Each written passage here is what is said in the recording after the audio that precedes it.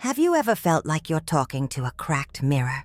That your words has come back distorted, amplified, carrying an energy you didn't send? Louise Hay discovered something that forever changed how she viewed relationships.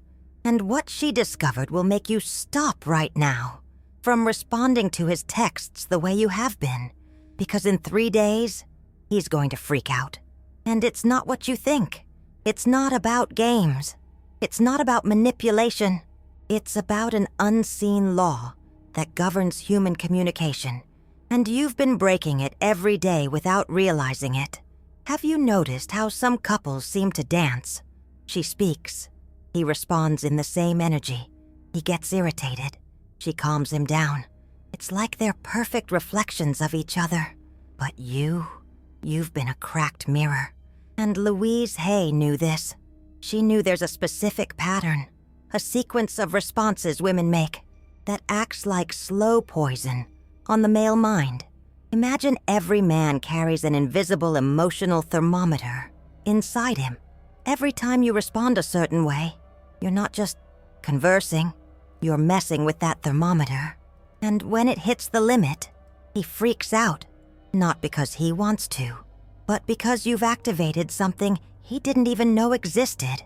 You know that moment when you send an affectionate text, and he replies curtly? That moment when you try to be understanding, and he becomes even more distant. Do you think it's a coincidence? Louise Hay discovered a mistake practically every woman makes. A mistake so subtle, so automatic, that it seems natural. It even seems loving. But it's precisely this mistake that's making him pull away more and more. And in 3 days of applying what you'll learn here, his mind will enter a state he's never experienced before. A state where the absence of your habitual responses will create such intense psychological pressure that he'll need to seek you out. Not out of neediness, but out of need. Let me tell you about Emily. She'd been married for 8 years.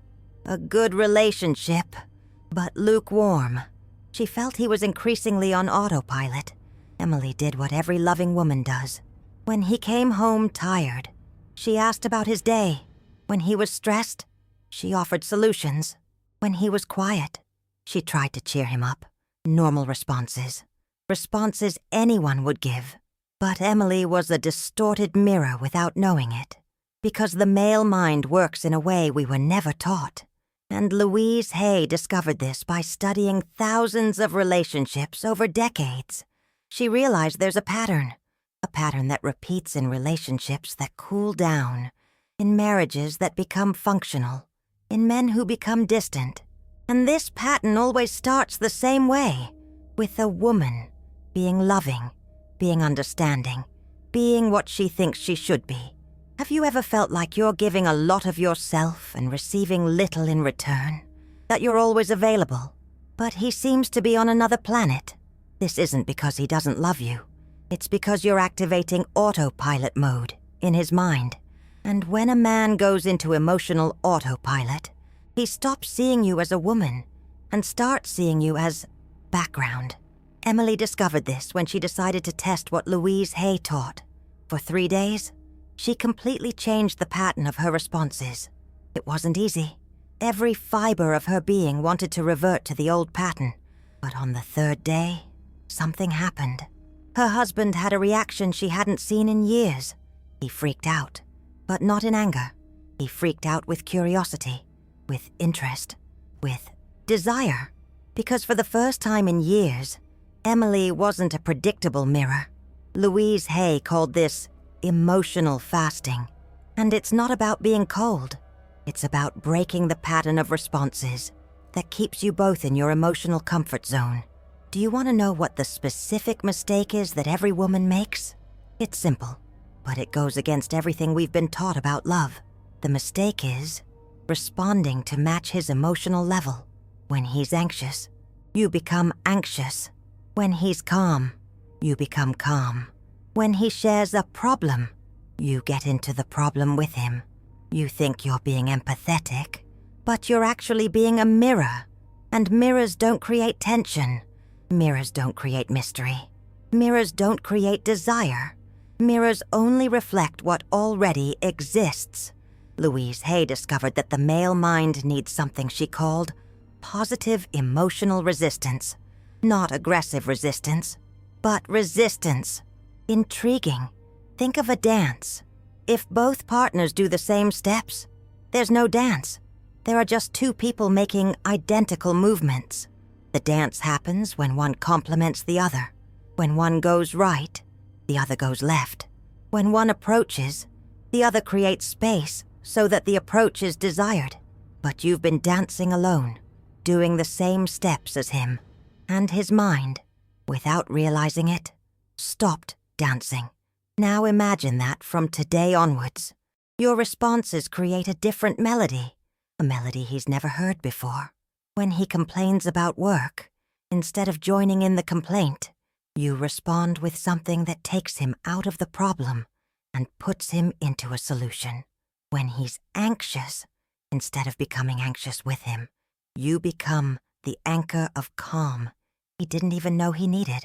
When he's distant, instead of trying to get closer, you create a space so interesting that he wants to be in it. This isn't manipulation, it's emotional mastery. And Louise Hay discovered that when a woman masters this, something fascinating happens in the male mind. He starts to see you not as the woman who's always there, but as the woman he can't fully decipher. And the male mind is addicted to deciphering. Emily told me that on the first day of applying this, her husband asked a question she hadn't heard in years. "What are you thinking about?" On the second day, he canceled an appointment to stay home. On the third day, he freaked out, but freaked out in the best way. He started talking about feelings, about plans, about how much he missed having a real conversation with her.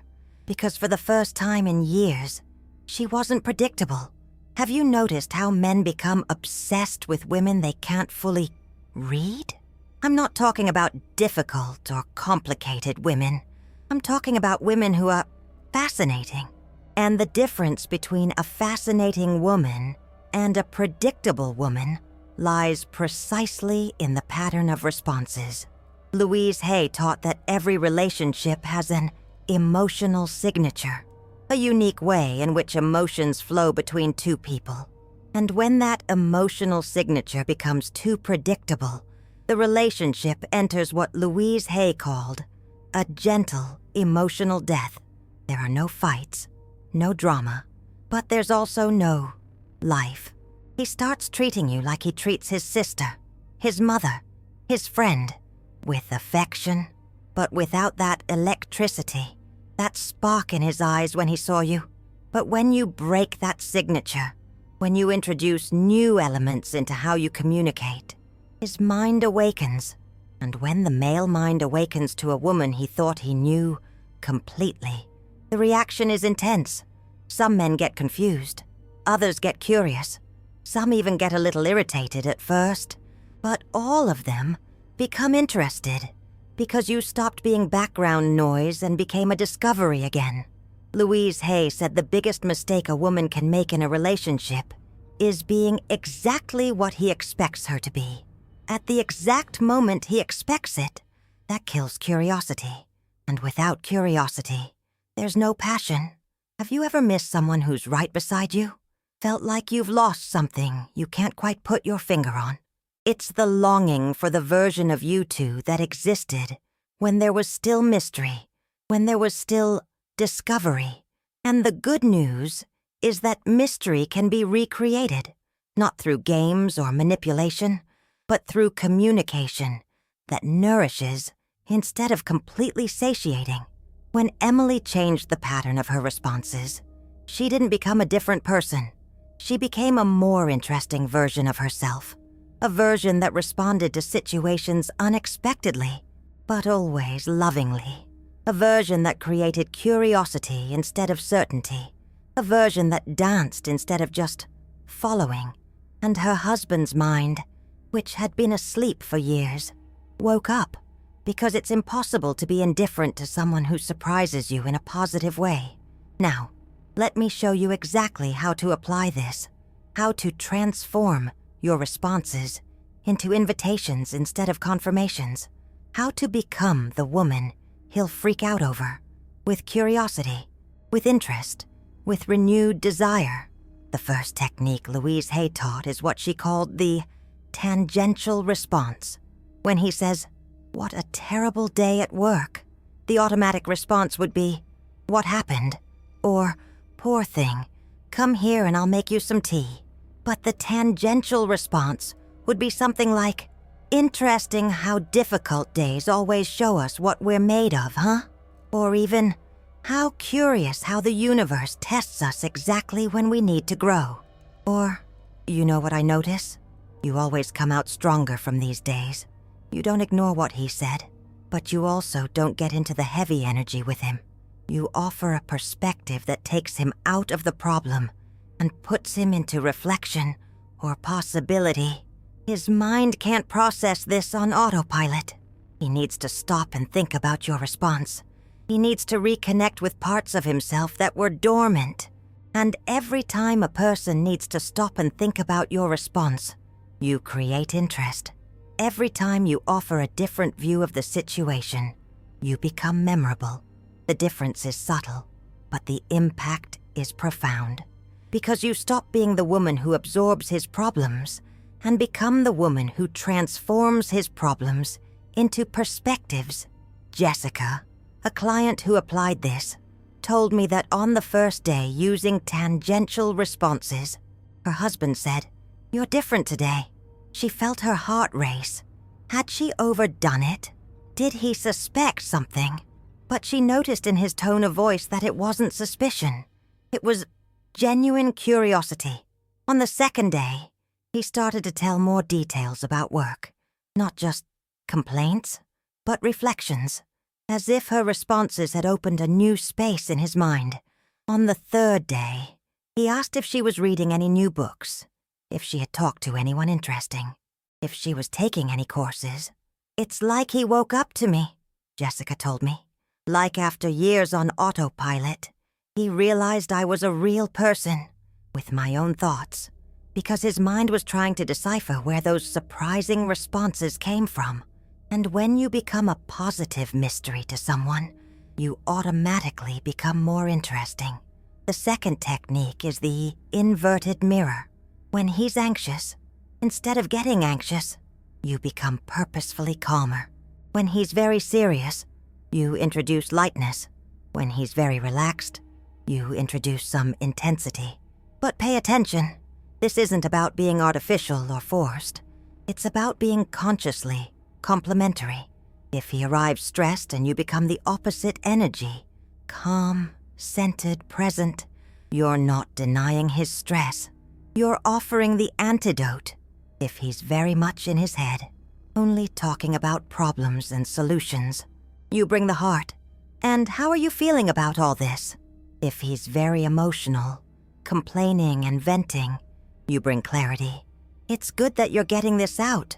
Now, what really matters here, not artificially, but consciously and lovingly, you become what he needs to return to balance." And that's irresistible to the male mind, because subconsciously, he will associate your presence with the feeling of being complete, with the feeling that near you, he finds the parts of himself that were missing. Ashley told me an interesting story. Her husband always came home from work complaining, and she, wanting to help, always asked for details, tried to give advice, worried along. One day, she decided to apply the inverted mirror. When he arrived complaining, she said, "It's good that you're unloading this here at home. It means you trust me to share the weight," and then completely changed the subject to something light. His reaction was immediate. He stopped complaining, smiled, and said, "It's true. Thank you for listening." In a week of applying this, he stopped arriving home in complaint mode because subconsciously, he associated her home with relief, not with more weight. The third technique is perhaps the most powerful, mirrored curiosity. When he asks a simple question, instead of giving a direct answer, you return a question that makes him think about himself. He asks, "What do you want for dinner tonight?" Common response, "Whatever." Or, "Whatever you want." Mirrored curiosity response, "What do you feel like eating when you're feeling exactly how you are right now?" It seems like a simple question, but it forces him to stop and connect with himself, to think about what he's feeling, about what he really wants. And every time you gently nudge someone to connect with their own inner self, you create intimacy. Pause for a moment. Take a deep breath. Feel how these ideas are shifting the way you think about communication. Feel something inside you already rearranging itself. Perhaps you're remembering specific moments. Moments where you did the exact opposite of what I'm teaching you. Moments where you were a perfect reflection of his emotions, and notice that somehow it emptied the moment. This is normal. It's human. And it's not your fault. No one ever taught us that loving someone doesn't mean completely absorbing that person's emotions. No one ever told us that being understanding doesn't mean being an emotional extension of the other person. Because what I'm showing you isn't about changing who you are. It's about revealing layers of yourself you didn't even know existed. It's about discovering that you can be loving and fascinating, understanding and mysterious, present and independent. These aren't contradictions, they're dimensions. Louise Hay discovered that most women operate at only 20% of their communication potential. The other 80% are sleeping because no one ever taught us we could be more than just emotional mirrors. The fourth technique is magnetic silence. When he says something important, instead of responding immediately, you pause, a conscious pause. You look into his eyes, as if you're really processing what he said, as if his words carry weight, and then you respond. That 3 to 5 second pause creates a sense that your words have value, that you're not responding on autopilot. And when someone feels that their words have value to you, they want to talk more. Emily applied this and told me that in 2 weeks, her husband was talking to her about things he'd never shared before. Plans, fears, dreams, because for the first time, he felt he had her full attention. The fifth technique is the most counterintuitive, unexpected validation, when he's acting in a way that would normally irritate you. Instead of criticizing or ignoring, you find something genuine to validate in that behavior. He's watching TV when he should be helping around the house. Instead of complaining, you say, "It's good that you know how to relax. I'm still learning to do that." He's on his phone during dinner. I admire how you manage to always be connected to the world. This doesn't mean accepting behaviors that hurt you. It means choosing your moments of confrontation strategically and validating what can be validated, even when it's not the ideal behavior. The male mind isn't prepared for this. He expects resistance when he's misbehaving. When you give unexpected validation, he feels confused and curious, and confused men make changes. Jessica told me that when she started applying unexpected validation, her husband naturally started to decrease the behaviors that irritated her. Not because she asked, but because he started to see those behaviors through her eyes. And when you see something through the eyes of someone who admires you, you naturally want to be better. The sixth technique is gentle redirection. When the conversation is going somewhere negative, instead of trying to solve the problem directly, you redirect it to something that connects you. He complains about the kids, the neighbors, the traffic. Instead of joining in the complaint, you say, "You know what makes me forget about all those problems? When you smile that way." Or, "That reminds me of when we were dating, and our only worry was," you don't invalidate what he's feeling, but you offer a way out of that emotional space. And the male mind always prefers solutions to problems, always prefers movement to stagnation. The seventh technique is the one that yields the quickest results: intimate mystery. Occasionally, you share something about yourself that he didn't know. Not dramatic secrets, but small mysteries about how you think, how you feel, what moves you. Today I was looking at that tree down the street, and I thought about what our life would be like if we lived in a treehouse. You know what I felt like doing today? Dancing in the rain like I did when I was a kid. Sometimes I imagine what it would be like if I'd been born in another era. I think I'd be an explorer. These are small windows into your soul that you keep closed day to day. Small dreams, innocent fantasies, deep reflections that go through your head but that you never share. When you start sharing these small revelations, something magical happens. He realizes there's a whole woman inside you that he doesn't yet know completely. Men fall in love with women they think they know completely. They get bored when they discover they really know them. But men fall in love with women who always reveal a new layer. They become obsessed, not because you're being mysterious on purpose, but because you're being genuinely deep. Olivia applied this and told me that her husband started asking questions about her childhood, about her dreams, about things he'd never thought to ask before, because she became interesting again. The eighth and final technique is the most transformative, mirror of potential. Instead of focusing on what he is now, you start responding based on what he can become. When he acts out of fear, you respond to the courage he has the potential to demonstrate. When he acts lazily, you respond to the motivation you know exists within him. When he acts mediocrely, you respond to the greatness you see in him. This isn't pretense, it's vision.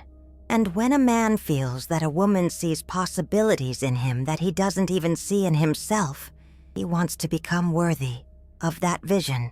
Rachel told me that when she started applying the mirror of potential, her husband didn't just change how he acted with her.